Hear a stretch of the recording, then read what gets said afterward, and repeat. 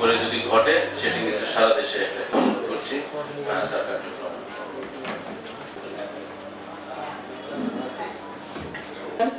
যে আমরা যখন একদিকে অ্যাক্সিডেন্টে যাই, যেমন কালকে একটা অ্যাক্সিডেন্ট, বাসে উঠবে নামবে।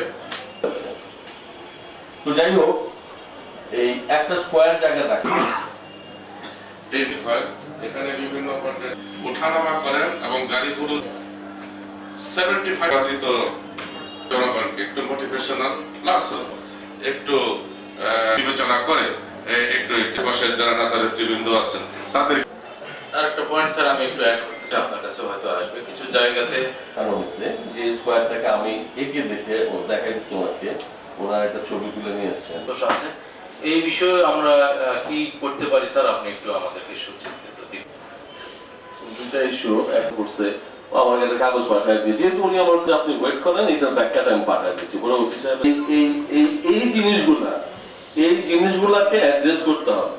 এই শব্দগুলাকে আমাদের আসলে সাংঘাতিক ভাবে অ্যাড্রেস করতে হবে।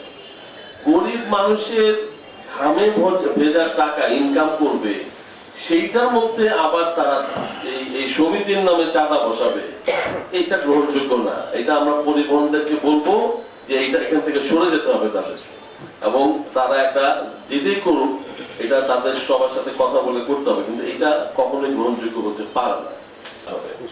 আমরা চাই না যে ওই জায়গাটা, ঠিক আছে, বাসে উঠতে হলে একটু হেঁটে এই একটা স্কয়ার জায়গাটা তো আসলে হয় না।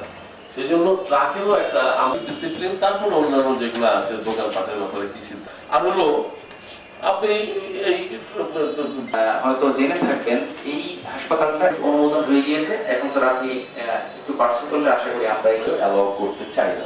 স্যার 100 টেন্ডারও ছিল, কিন্তু পরবর্তী স্যার 5 আগস্টের পর একটা চ্যালেঞ্জের কাজ আসলে ইন্ট্রোডাক্টরি তাকে আমরা শুভেচ্ছা জ্ঞাপন করেন। আর যদি বড় কোনো চ্যালেঞ্জ থাকে, আমরা আমাদের আইন শৃঙ্খলার একটা খুবই মেজর জিনিসগুলো আমি শেষ করছি। ধন্যবাদ স্যার। স্যার প্রথমে আপনাকে এটা স্যার প্রতিনিয়ত প্রত্যেকদিন স্যার সড়ক দুর্ঘটনা হয়, এবং এই ওনার একটা ছবি তুলে নিয়ে এসছেন।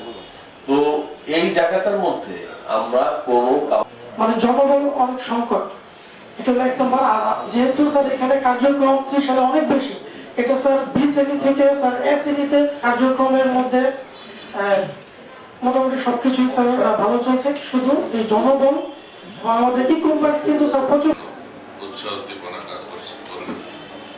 আমাদের এই বিশাল মহাসড়কের মাঝামাঝি এখানে কোনো বাস বে নাই, রাস্তার উপরে জনগণ চলাচল করে। সবাই একটা অনেক পুরোনো আমলের বর্জ্য ব্যবস্থাপনার এরিয়া রয়েছে, যেটা স্যার ফুলফিল হয়ে গিয়েছে। এখন নতুন একটা